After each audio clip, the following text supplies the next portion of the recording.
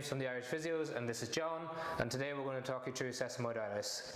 So the sesamoid bones sit underneath the big toe. There's two of them, and they sit in the tendon of the flexor hallucis longus. Their function is to work as a pulley, but if they become overloaded, they can become inflamed and painful.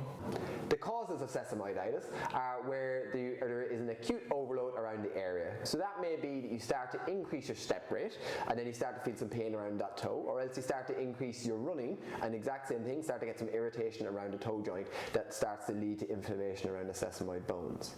You can also get it when you start to do some new exercises. So for example, in some patients I will see they will have started to do a lot more dynamic lunges and then bringing that toe into a position where it will start to stretch and strain those sesamoids and then to become a bit reactive.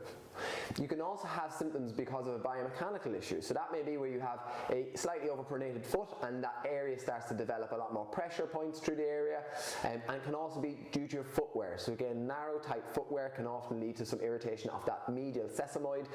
Clinically, when we examine a patient's foot, we'd expect it to be painful on palpating the sesamoid bone.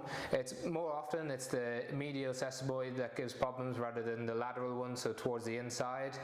It's normally painful to palpate, to jump on, especially barefoot.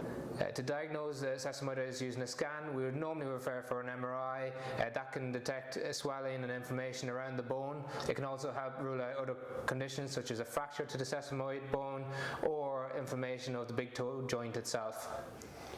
For treatment of sesamoiditis, we would often try and offload the area to allow it to calm down initially. So we would look at avoiding the activity that is, identifying and avoiding the activity that is causing the symptoms, reducing that down while we start to increase maybe some strength or flexibility around the foot.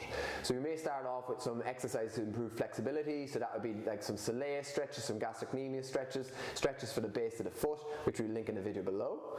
Then once we improve that flexibility, then we maybe look at offloading the area. So that might be the use of an orthotic to try and avoid any pressure points along that big toe joint. Once the pain is starting to settle down, then we need to start to strengthen up the foot and the surrounding musculature of the lower limb. So that would be intrinsic foot muscle strengthening, strengthening of the flexor hallucis longus, and then looking at strengthening up the gastrocnemius and soleus. So again, we link some videos below for this.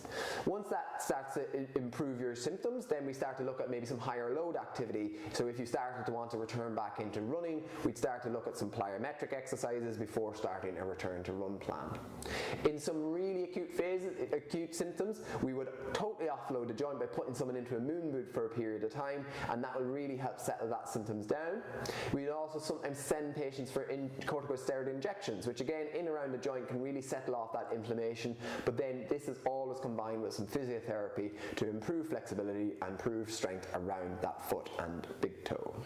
Depending on your activity levels, if you fail to respond to conservative treatment, we sometimes refer patients to an orthopedic surgeon, and they may consider removing the sesamoid bone completely. This is normally a successful operation for those who are just carrying about day-to-day activities, but for other patients such as dancers or ballerinas, it's important to have a discussion with your physio and the consultant before removing the bone, as it is a really useful lever for going on point. So if you're suffering from sesamoiditis, or if you wanted to get some advice on it, drop some comments below and we'll hopefully be able to get back to you.